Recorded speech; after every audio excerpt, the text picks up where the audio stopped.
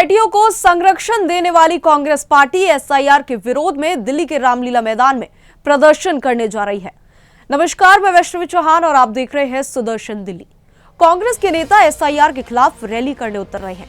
सवाल यह है कि एसआईआर से कांग्रेस को इतनी तकलीफ क्यों है? इसका जवाब भी साफ है। पहले एसआईआर क्या है उसे समझना बहुत जरूरी है। एसआईआर वही प्रक्रिया जिसकी वजह से घुसपैठ का सच बेनकाब हुआ, वही एसआईआर जिसके लागू होते ही लाखों अवैध घुसपैठिए देश के कोने कोने से निकलकर भाग रहे हैं, और वही एसआईआर जिसके चलते पहले ही चरण में पश्चिम बंगाल में करीब 50 लाख फर्जी वोट एक झटके में खत्म हो गए। अब जरा गौर कीजिए, जिस प्रक्रिया से देश की लोकतांत्रिक व्यवस्था साफ हुई, जिसे फर्जी वोट और अवैध पहचान का खेल रुका, उसी के खिलाफ आज कांग्रेस सड़कों पर है। क्यों? क्योंकि यही वो कांग्रेस है जिसने सालों तक घुसपैठियों को संरक्षण देकर अपना वोट बैंक खड़ा किया।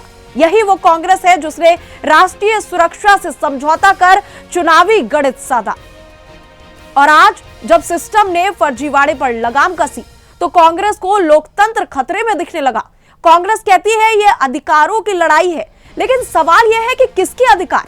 क्या उन भारतीय नागरिकों के अधिकार जिनका वोट फर्जी पहचान से दबा दिया गया, या फिर उन लोगों के अधिकार जिनका इस देश में होना ही गैरकानूनी है? रामलीला मैदान में होने वाली ये रैली दरअसल एसआईआर के खिलाफ नहीं, बल्कि घुसपैठ के खिलाफ कार्रवाई के खिलाफ है। ये रैली फर्जी वोटों को बचाने की कोशिश है।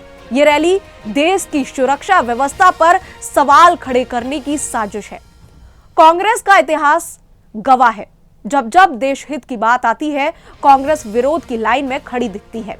चाहे सीमाओं की सुरक्षा हो, चाहे आतंक के खिलाफ सख्ती हो, या फिर घुसपैठ रोकने की पहल हो, कांग्रेस हर बार राजनीतिक फायदे के लिए राष्ट्रीय हित से समझौता करती है। आज भी वही हो रहा है। रामलीला मैदान में उतरकर कांग्रेस जनता को भ्रमित करना चाहती है, लेकिन देश अब सब समझ चुका है।